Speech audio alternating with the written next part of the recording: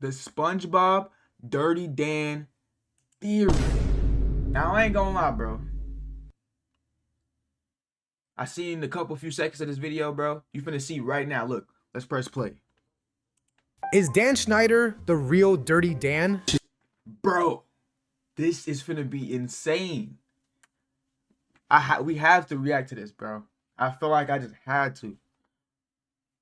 Let's check it out, bro. Let's check it out. Say nice things about me, because I will tase her if necessary.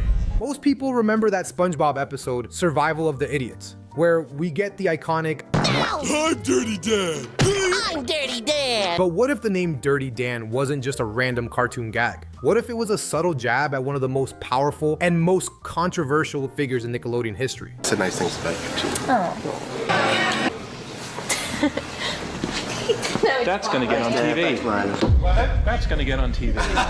To understand this theory, we gotta rewind and look at the episode itself. It kicks off with SpongeBob and Patrick sprinting to Sandy's house, bouncing off the walls like they just snorted a gallon of sugar. They're hyped to hang out, but when they get there, Sandy's dome is locked up tight with a big metal cover and a keep out sign slapped on it. They find a TV playing a pre-recorded video. Sandy, in full grandma mode, nightgown and all, going feral on acorns and announcing she's hibernating. Put these on.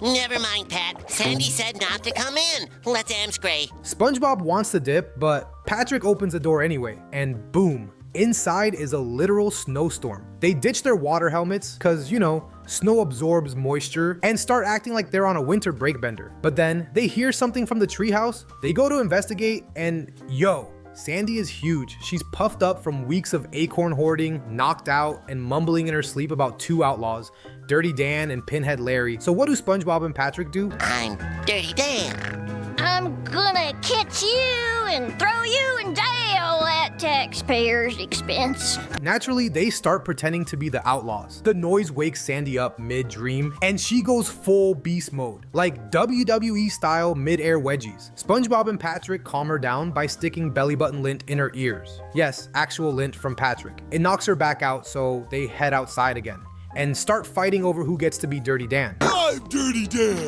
I'm Dirty Dan. I'm Dirty Dan. I'm Dirty Dan. All the noise knocks the earmuffs off, and Sandy wakes up again. Patrick snitches, gets bodied. In the end, SpongeBob and Patrick put on Sandy's fur to stay warm, but right after they do, spring arrives and Sandy wakes up. She sees them wearing her fur, gets mad, and ties them to herself as a replacement coat until her fur grows back. Okay, but I know what you're thinking. What does this episode have to do with Dan Schneider? I write hat of spoons, and we get Had a spoon. a hat of spoons.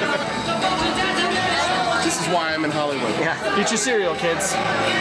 Here's where things get weird. That name, Dirty Dan, didn't stay in Bikini Bottom. Years later, it started resurfacing in a very different context, tied to one man, Dan Schneider. Hello. Hi. The controversy started in 2013 when Amanda Bynes, the main star of The Amanda Show, tweeted out accusations of inappropriate behavior and hinted at abuse. At the time, it flew under the radar, but with the rise of the hashtag #MeToo movement, more attention turned to his alleged actions behind the scenes. Then Jeanette McCurdy, Sam. Have y'all seen what Amanda looks like now? I seen that the other day, bro, on another video. It's not good. That's all I'm gonna say. It's not good. It's not good, bro. She looks like Mr. Potato Head, bro. I swear.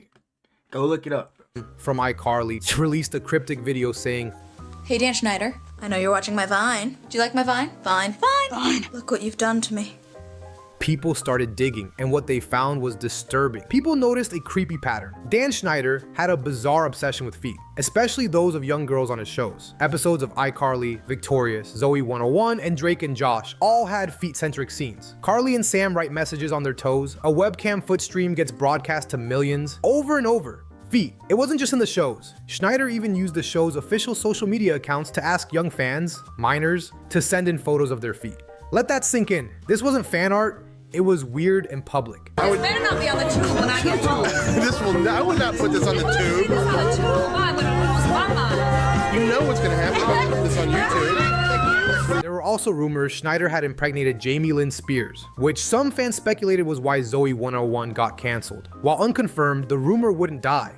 Meanwhile, video clips started surfacing in 2018 of Schneider being way too touchy and creepy around young actresses. That same year, Nickelodeon quietly cut ties with him after an internal investigation. No criminal charges, but the message was clear. Something was off. Former Nickelodeon stars began speaking out more freely. Alexa Nicholas, Jeanette McCurdy, and others described deeply inappropriate behavior from Schneider. His videos made me so nervous. Why? Say your name. From verbal abuse to crossing physical boundaries, starting when they were as young as 12. Now rewatch Survival of the Idiots with all that in mind. Sandy is asleep, unaware. But the moment Dirty Dan is mentioned, she snaps awake in a violent rage. Like someone who's been messed with and can't stay silent anymore. That's not just a funny moment, it's symbolic. She chases Dirty Dan relentlessly. The same way rumors about Dan Schneider followed him for years before the truth started coming out. He was a ghost people whispered about in hallways until the rage finally surfaced. And remember— So you're telling me, bro, SpongeBob had hidden messages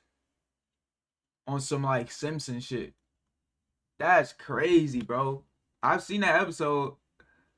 Never thought of that, bro. I never seen that episode in that type of way, bro.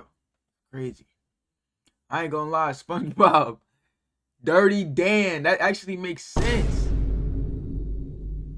Dang. Remember the part where SpongeBob and Patrick rip off Sandy's fur while she's sleeping? As kids, it seemed funny, but now it feels dark. Hi, welcome to Night Exclusive. Today my special guest is the executive producer of the Amanda Show, Dan Schneider. Hi. Now, you're the executive producer of the show.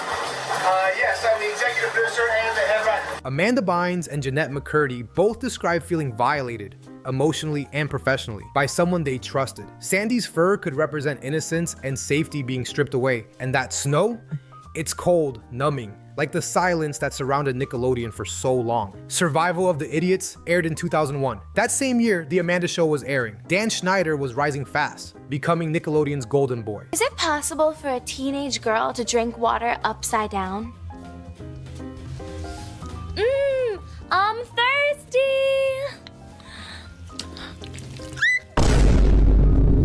Power he had in the network was unmatched. So if you're a SpongeBob writer who sees this guy gaining power and you want to say something but can't do it outright, what do?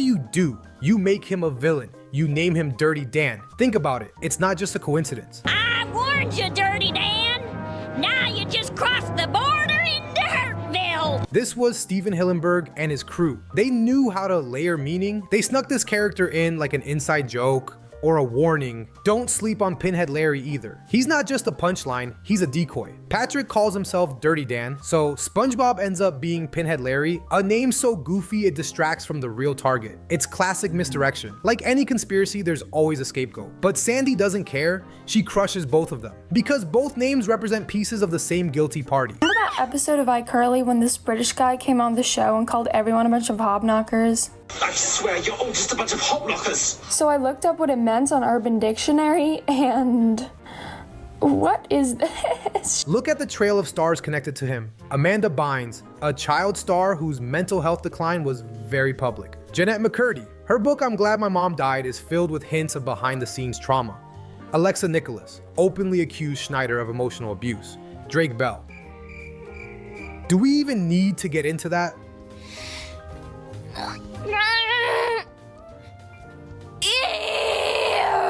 All of them were under Dan Schneider's watch. All of them, like Sandy, waking up from a deep sleep and realizing they've been surrounded by a nightmare. I haven't got my costume on yet. Are we close to rolling? Sorry, caught Jerry in a bad. This theory isn't about confirming every detail. It's about recognizing the signs we missed. The episode planted a seed. A weird cowboy name we laughed at as kids, but now it's got a different energy. Dirty Dan was never just a name. It might have been a warning. Well, that's the end of that video, man. I love y'all boys. I'm see y'all in the next video, and let me know what you think about it in the comments. And